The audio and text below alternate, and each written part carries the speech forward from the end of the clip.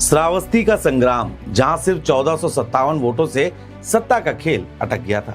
नमस्कार दोस्तों, आपका स्वागत है एशियन न्यूज के खास कार्यक्रम आपका विधायक। उत्तर प्रदेश की राजनीति में कुछ सीटें ऐसी होती हैं जहां चुनाव सिर्फ वोटों से नहीं बल्कि जातीय समीकरण, स्थानीय मुद्दों और जनता के मूड से तय होता है।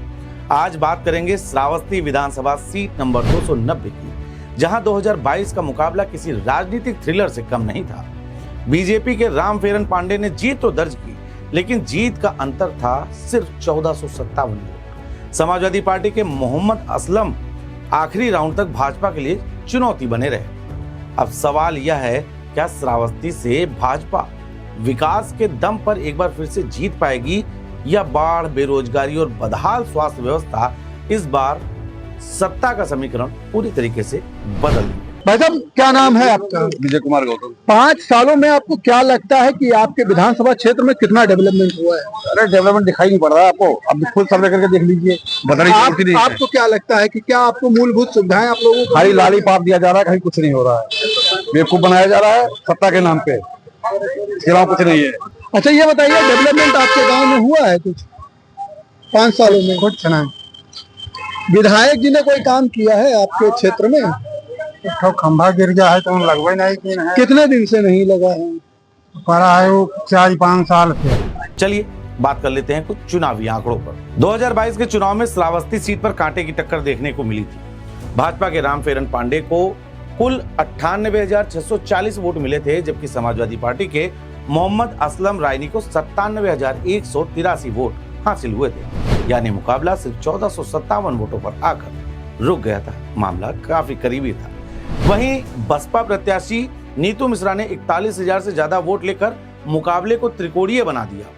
राजनीतिक जानकार मानते हैं कि बसपा के वोटों ने इस सीट पर जीत हार का गणित पूरी तरीके से बदल दिया। मामला जब भी चुनाव का होता है तो विधायक का रिपोर्ट कार्ड जरूर देखा जाता है।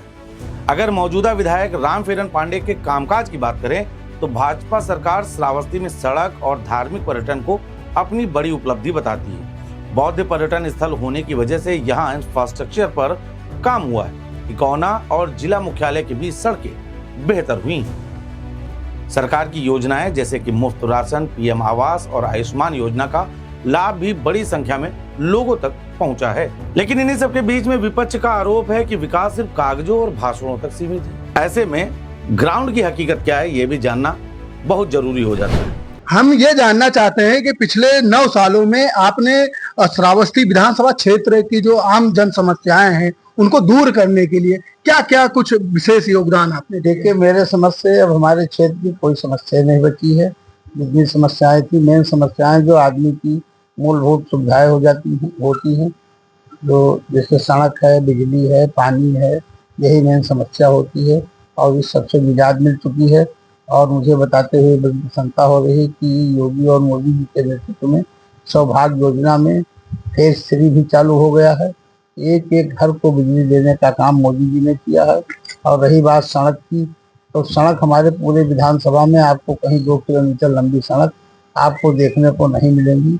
जिस तरीके से हमारे योगी जी ने दिल खोल करके श्रावस्ती वासियों के लिए दिया है। अब पूरा खाका तो बताने में सुबह से शाम हो जाएगा, डाटा बनाने में।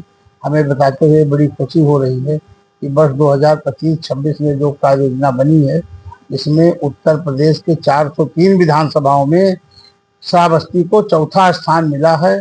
266 करोड़ रुपया मुख्यमंत्री जी ने सड़क के लिए दिया है, जिसमें बड़े बड़े लघु भी बन गए हैं, सेतुओं का निर्माण हो गया है और सड़कों का जाल बिछ गया। अभी मैंने कल 123 करोड़ की लागत से बहराइच ककरदरी मार्ग का शिलान्यास किया है, जो सड़क बनने जा रही है। श्रावस्ती की सबसे बड़ी समस्या आज भी बाढ़ है। राप्ती नदी हर साल दर्जनों गांवों को तबाह करती है, लेकिन स्थायी समाधान आज तक नहीं निकल सका है।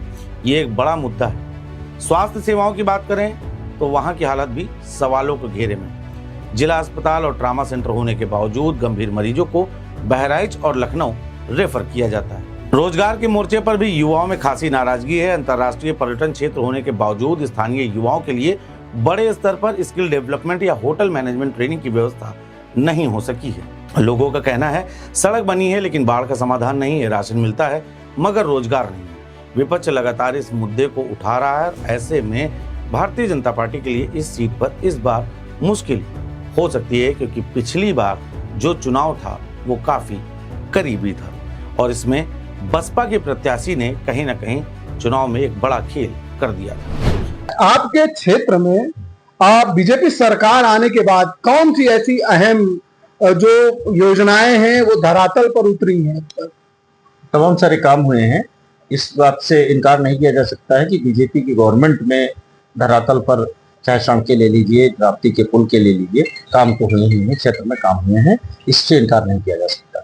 अच्छा, आपको क्या लगता है आपके क्षेत्र की प्रमुख समस्याएं ऐसी कौन सी हैं जिसमें जो बीजेपी गवर्नमेंट है और जो स्थानीय जनप्रतिनिधि हैं जो बीजेपी को यहाँ से लीड कर रहे हैं वो उन पर ध्यान नहीं दे पा रहे हैं? देखिए, आप लोग जमीन से जुड़े हुए हैं, सारी चीज जान रहे हैं। आप ये देख रहे हैं कि जैसे रोडें बन रही हैं, बहुत अच्छी बात है। सरकार की अपने वादे मूर्त रूप में आ रहे हैं, धरातल पर सड़कें बन रही हैं, लेकिन साथ साथ में यह भी देखा जा रहा है कि एक तरफ सड़क बन रही है, दूसरी तरफ सड़क उजड़ जा रही है। दलित और पिछड़ा वोट आज भी निर्णायक है और चुनाव में बड़ा उलटफेर हो सकता है। यहाँ के माननीय विधायक यह कहते हैं कि हवाई चप्पल वाले हवाई जहाज पे बैठ के जाएंगे। मैंने अभी कहा, अपने सोशल मीडिया के अकाउंट से कहा कि एक व्यक्ति का नाम बता दें। हाँ, जरूर हवाई जहाज श्रावस्ती से ले लखनऊ के लिए चली, लेकिन उनके कार्यकर्ता, उनके परिवार के लोग के सिवा एक भी किसान, नौजवान, बेरोजगार हवाई चप्पल पहन के श्रावस्ती एयरपोर्ट से लखनऊ के लिए अगर रवाना हुआ हो या यहाँ के विधायक ने अपने पैसे से उनको रवाना करने का काम किया हो तो एक चित्र या एक फोटो दिखा दे। अस्पताल में अभी चले जाइए, इसी अस्पताल में जो विधायक के आवास के बिल्कुल 100 मीटर के दूरी पे है, आप वहां चले जाइएगा तो वहां देखिएगा अस्पताल में चाहे सर दर्द हो, चाहे पैर दर्द हो, चाहे पेट दर्द हो, चाहे एक्सरे हो, एक्सरे कराना हो तो कभी एक्सरे का जो डॉक्टर है वो तुमको अस्पताल में मिले ही नहीं। हालांकि यहाँ जातीय गणित का एक बड़ा खेल है। अगर हम आपको बताएं तो श्रावस्ती का चुनाव सिर्फ विकास नहीं बल्कि जातीय समीकरणों से भी तय होता है। ये एक बड़ी बात है। ब्राह्मण और सवर्ण वोट भाजपा की सबसे बड़ी ताकत माने जाते हैं, लेकिन इन्हीं सबके साथ मुस्लिम, यादव और कुर्मी वोट समाजवादी पार्टी को मजबूत करते हैं। मौजूदा समय में अखिलेश यादव का पीडीए भी खूब ज्यादा चर्चित है। सबसे अहम भूमिका दलित वोट बैंक की मानी जा रही है।